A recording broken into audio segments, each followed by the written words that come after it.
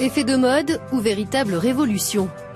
La cigarette électronique n'a pas mis longtemps à étendre son écran de fumée sur l'Europe. En 4 ans, elle a gagné plus de 7 millions de vapoteurs, tels qu'ils se font appeler. Ils inhalent de la vapeur et de la nicotine, mais pas le tabac et les produits chimiques que l'on trouve dans les cigarettes classiques.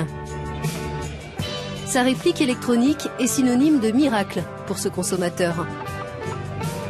Avant cette invention, j'avais essayé, je sais pas, au moins 4-5 fois, et c'est vrai que là, le fait d'avoir commencé la cigarette électronique a fait que du jour au lendemain, j'ai complètement arrêté la cigarette, quoi. Renoncer au tabac, c'est bien sûr un enjeu de santé publique. Un Français sur 5 fume, comme 29% des Européens. Et d'après les autorités, le tabac fait 1 mort sur 2 parmi ceux qui en consomment sur une longue période. Alors que les autorités sanitaires françaises recommandent d'utiliser les substituts nicotiniques classiques quand on veut se sevrer, beaucoup, y compris parmi les médecins, voient dans l'e-cigarette une alternative crédible au tabac. C'est le cas de ce tabacologue à l'origine d'une pétition en sa faveur, signée par 100 praticiens.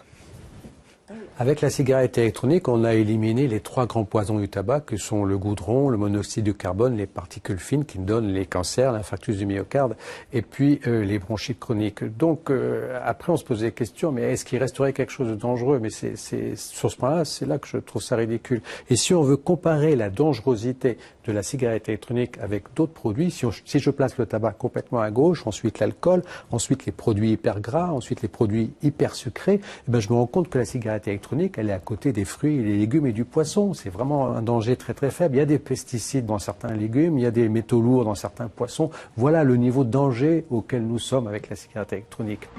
Alors que les éventuels risques de l'e-cigarette ont été peu étudiés, l'Union européenne ne tranche pas sur son statut. Si dans l'accord sur la nouvelle directive anti-tabac, il est prévu de l'interdire aux mineurs, il revient aux États membres de déterminer s'ils la considèrent comme un médicament ou comme un produit de consommation, comme c'est le cas en France. Dans cette boutique spécialisée, ce fumeur a décidé de se laisser tenter. Ça fait 40 ans que je fume. J'ai absolument tout essayé, patch, chewing-gum, sevrage à sec, tout. Et j'ai eu des périodes où j'ai su m'arrêter de fumer. Et à chaque fois, je suis revenu à la cigarette, surtout parce que ce qui me manquait, c'était le geste, c'était le goût. J'aime le tabac, j'aime le goût du tabac, j'aime la fumée. Et donc c'est ça qui me manquait. Son verdict sur le vapotage? Franchement, je suis épaté parce que je trouve qu'on retrouve ses plaisirs. Et on sent très très vite qu'il n'y a pas la fumée, il n'y a pas l'odeur, et on sent très vite que c'est une autre façon de fumer. Si la nouvelle directive anti-tabac est nettement favorable aux intérêts d'un secteur en plein essor, des restrictions sont malgré tout imposées sur le marketing et la vente des cigarettes électroniques.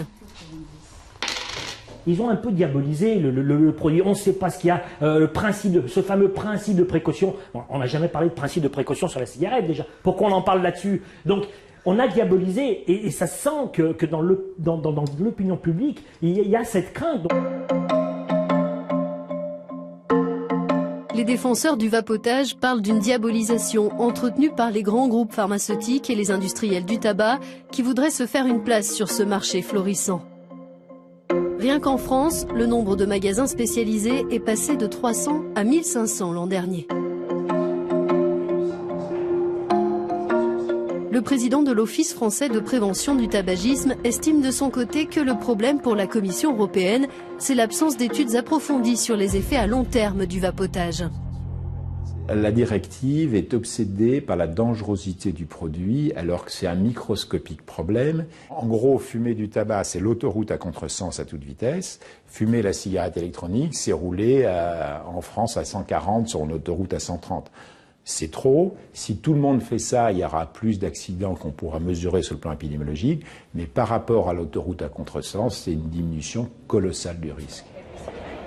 Sébastien Bougnol a fondé une association de vapoteurs.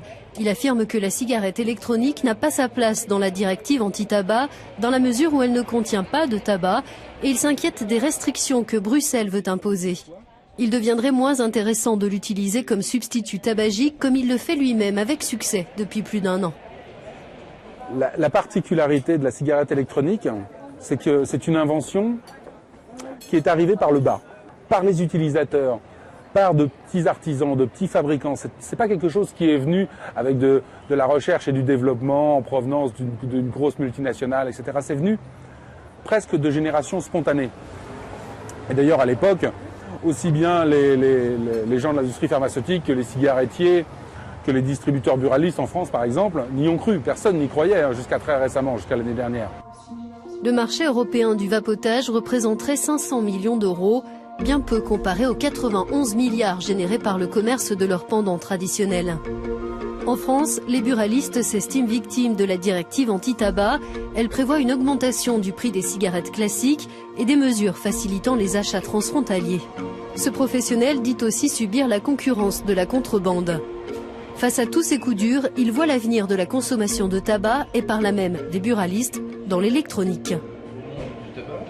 Notre profession se bat pour récupérer la distribution exclusive des produits cigarettes électroniques avec nicotine parce que ça relève du monopole des buralistes. Et à ce titre, je pense que c'est l'avenir. Dans 10 ans, les cigarettes que nous vendons aujourd'hui ne seront plus les mêmes. Ce seraient des cigarettes 2.0, 2.1, suivant les évolutions, parce que ce petit produit qui a été inventé, bricolé dans un garage chinois, a été accaparé par le peuple, et de fait, les industriels mettent beaucoup d'argent en recherche et développement pour rendre les cigarettes actuelles moins nocives et pour arriver vers une consommation beaucoup moins nocive du tabac, garder le plaisir sans en avoir les risques majeurs liés à la santé. Trouvera-t-on dans quelques temps chez les buralistes des cigarettes électroniques avec tabac? La perspective pourrait réjouir cette fumeuse.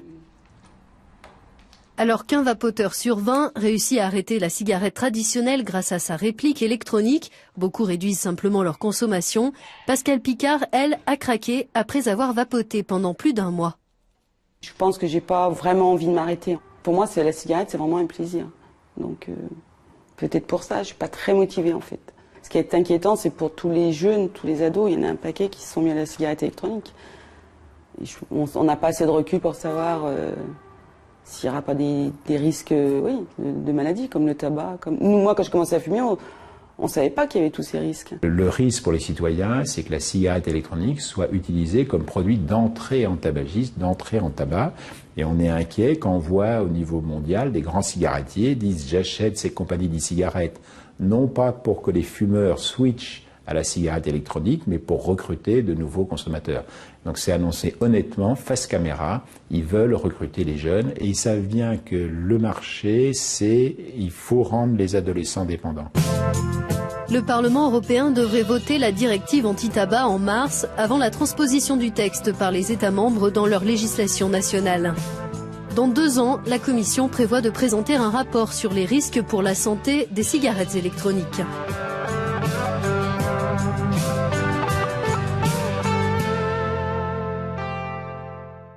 Fine qui donne les cancers, l'infarctus du myocarde et puis les bronchites chroniques. Donc après on se posait des questions, mais est-ce qu'il resterait quelque chose de dangereux? Mais c'est sur ce point-là, c'est là que je trouve ça ridicule. Et si on veut comparer la dangerosité de la cigarette électronique avec d'autres produits, si je place le tabac complètement à gauche, ensuite l'alcool, ensuite les produits hyper gras, ensuite les produits hyper sucrés, eh ben je me rends compte que la cigarette électronique, elle est à côté des fruits, des légumes et du poisson. C'est vraiment un danger très très faible. Il y a des pesticides dans certains légumes, il y a des métaux lourds dans certains poissons. Voilà le niveau de danger auquel nous sommes avec la cigarette électronique. Alors que les éventuels risques de l'e-cigarette ont été peu étudiés, l'Union européenne ne tranche pas sur son statut. Si dans l'accord sur la nouvelle directive anti-tabac, il est prévu de l'interdire aux mineurs, il revient aux États membres de déterminer s'ils la considèrent comme un médicament ou comme un produit de consommation, comme c'est le cas en France. Dans cette boutique spécialisée, ce fumeur a décidé de se laisser tenter. Ça fait 40 ans que je fume. J'ai absolument tout essayé, patch, chewing-gum, sevrage à sec, tout. Et j'ai eu des périodes où j'ai su m'arrêter de fumer. Et à chaque fois, je suis revenu à la cigarette, surtout parce que ce qui me manquait, c'était le geste, c'était le goût. J'aime le tabac, j'aime le goût du tabac, j'aime la fumée. Et donc c'est ça qui me manquait. Son verdict sur le vapotage ? Franchement, je suis épaté parce que je trouve qu'on retrouve ses plaisirs et on sent très très vite qu'il n'y a pas la fumée, il n'y a pas l'odeur et on sent très vite que c'est une autre façon de fumer. Si la nouvelle directive anti-tabac est nettement favorable aux intérêts d'un secteur en plein essor, des restrictions sont malgré tout imposées sur le marketing et la vente des cigarettes électroniques. Ils ont un peu diabolisé le produit. On ne sait pas ce qu'il y a, ce fameux principe de précaution. Bon, on n'a jamais parlé de principe de précaution sur la cigarette déjà. Pourquoi on en parle là-dessus? Donc, on a diabolisé et ça sent que dans l'opinion publique, il y a cette crainte. Les défenseurs du vapotage parlent d'une diabolisation entretenue par les grands groupes pharmaceutiques et les industriels du tabac qui voudraient se faire une place sur ce marché florissant. Rien qu'en France, le nombre de magasins spécialisés est passé de 300 à 1500 l'an dernier. Le président de l'Office français de prévention du tabagisme estime de son côté que le problème pour la Commission européenne, c'est l'absence d'études approfondies sur les effets à long terme du vapotage. La directive est obsédée par la dangerosité du produit alors que c'est un microscopique problème. En gros, fumer du tabac, c'est l'autoroute à contresens à toute vitesse. Fumer la cigarette électronique, c'est rouler en France à 140 sur une autoroute à cancer, l'infarctus du myocarde et puis les bronchites chroniques. Donc après on se posait la question, mais est-ce qu'il resterait quelque chose de dangereux? Mais c'est sur ce point-là, c'est là que je trouve ça ridicule. Et si on veut comparer la dangerosité de la cigarette électronique avec d'autres produits, si je place le tabac complètement à gauche, ensuite l'alcool, ensuite les produits hyper gras, ensuite les produits hyper sucrés, eh ben je me rends compte que la cigarette électronique, elle est à côté des fruits, des légumes et du poisson. C'est vraiment un danger très très faible. Il y a des pesticides dans certains légumes, il y a des métaux lourds dans certains poissons. Voilà le niveau de danger auquel nous sommes avec la cigarette électronique. Alors que les éventuels risques de l'e-cigarette ont été peu étudiés, l'Union européenne ne tranche pas sur son statut. Si dans l'accord sur la nouvelle directive anti-tabac, il est prévu de l'interdire aux mineurs, il revient aux États membres de déterminer s'ils la considèrent comme un médicament ou comme un produit de consommation, comme c'est le cas en France. Dans cette boutique spécialisée, ce fumeur a décidé de se laisser tenter. Ça fait 40 ans que je fume. J'ai absolument tout essayé, patch, chewing-gum, sevrage à sec, tout. Et j'ai eu des périodes où j'ai su m'arrêter de fumer. Et à chaque fois, je suis revenu à la cigarette, surtout parce que ce qui me manquait, c'était le geste, c'était le goût. J'aime le tabac, j'aime le goût du tabac, j'aime la fumée. Et donc c'est ça qui me manquait. Son verdict sur le vapotage ? Franchement, je suis épaté parce que je trouve qu'on retrouve ses plaisirs.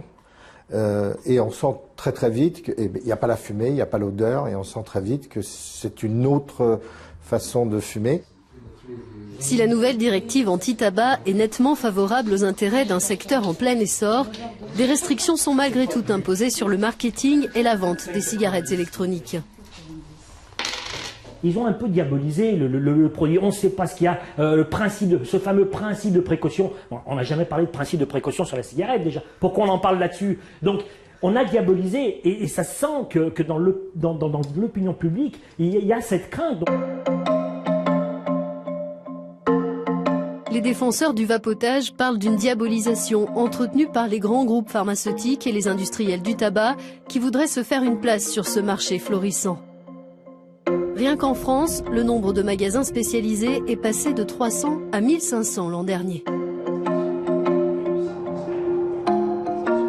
Le président de l'Office français de prévention du tabagisme estime de son côté que le problème pour la Commission européenne, c'est l'absence d'études approfondies sur les effets à long terme du vapotage.